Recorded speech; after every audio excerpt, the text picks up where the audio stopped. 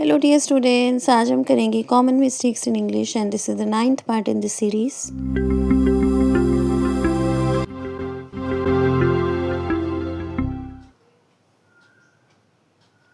Number 1, wrong use of one another. One another को हम कई बार रॉन्ग तरीके से यूज़ कर लेते हैं, जैसे कि मैं अभी आपको दिखा रही हूँ। आपने इस सेंटेंस को ध्यान से पढ़ना है। They both care for one another. देखिए, हम यहाँ पर दो लोगों की बात कर रहे हैं, तो जब भी हम दो लोगों की बात कर रहे होते हैं तो वहाँ पर हमने वन अनदर को यूज़ नहीं करना होता है।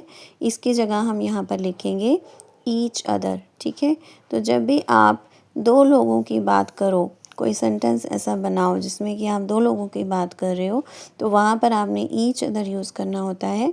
तो करेक्ट सेंटेंस बनेगा they both care for each other, यानी कि वे दोनों एक दूसरे की केयर करते हैं, परवाह करते हैं। ठीक है, तो आई होप आपको डिफरेंस अच्छे से क्लियर हो गया है। तो अभी हम बढ़ने वाले हैं सेकेंड मिस्टेक की तरफ, जो कि आपने बिल्कुल भी नहीं करनी है। आपने ध्यान से देखना है कि वो क्या मिस्टेक है। नंबर 2 है missing the word how after no.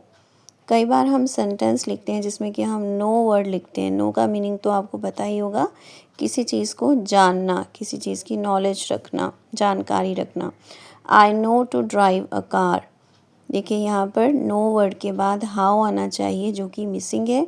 तो आपने सेंटेंस बनाना है I know how to drive a car, यानी कि मैं जानता हूँ या जानती हूँ कि कार कैसे चलाते हैं। ओके, आई होप आपको अच्छी तरह से क्लियर हो गया है कि आपने नो वर्ड के बाद हाउ ज़रूर लगाना होता है जब भी इस तरह का आप सेंटेंस बनाते हो। Okay, I know how to drive a car. अब हम देखते हैं number 3, wrong use of future indefinite tense. Future indefinite tense को हम सिंपल फ्यूचर टेंस भी बोलते हैं। इसमें हम विल या शैल को यूज़ करते हैं एज अ हेल्पिंग वर्ब और first form of the main verb use करते हैं। देखिए, यहाँ पर सेंटेंस लिखा हुआ है I will wait for them till they will finish their work. ये एक रॉन्ग सेंटेंस है। इसकी जगह आपने लिखना है I will wait for them till they finish their work, यानी कि मैं उनके लिए इंतज़ार करूँगा या करूँगी जब तक वे अपना काम ख़त्म नहीं कर लेते। तो यहाँ पर देखिए, फर्स्ट सेंटेंस में टिल दे विल लिखा हुआ है, जो कि सेकंड सेंटेंस में नहीं लिखा हुआ है। विल के बिना हमने लिखना है यहाँ पर। ठीक है, आई होप आपको अच्छी तरह से क्लियर हो गया है कि जब भी आपने इस तरह का सेंटेंस बनाना है, वहाँ पर आपने second part of the sentence में विल नहीं लिखना होता है। ओके, तो चलिए अब हम बढ़ते हैं फोर्थ मिस्टेक की तरफ, wrong use of past indefinite tense. Past indefinite tense को हम सिंपल पास्ट टेंस भी बोलते हैं। अभी मैं आपको एक सेंटेंस दिखा रही हूँ, I have completed my project yesterday.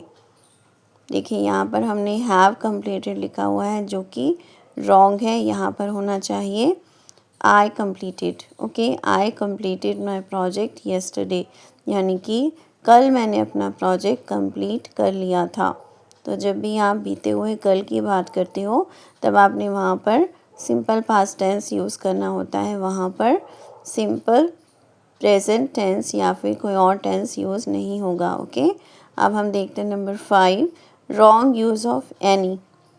Any एक डिटर्मिनर होता है, तो हम कई बार इसे रॉन्ग तरीके से यूज़ कर लेते हैं। जैसे कि यहाँ पर लिखा हुआ है can I borrow any money. Can I borrow any money का मीनिंग है कि क्या मैं कोई पैसे उधार ले सकता हूँ या ले सकती हूँ। यहाँ पर आपने लिखना है can I borrow some money. Can I borrow some money. देखिए, दोनों ही सेंटेंसेस आपको लग रहा होगा कि दोनों ही ठीक है, लेकिन एनी आप तब यूज़ करते हो जब आपको लगता है कि कोई पर्सन नेगेटिव रिस्पॉन्स देगा, और सम हम तब यूज़ करते हैं जब हमें लगता है कि कोई पर्सन पॉजिटिव रिस्पॉन्स देगा। तो जब भी आप किसी से मनी बोरो करते हो तो आपको लगता है कि वो आपको दे ही देगा, इसलिए आपने यहाँ पर सम लिखना है। That's all for today. Thanks for watching. Keep learning. See you in the next video.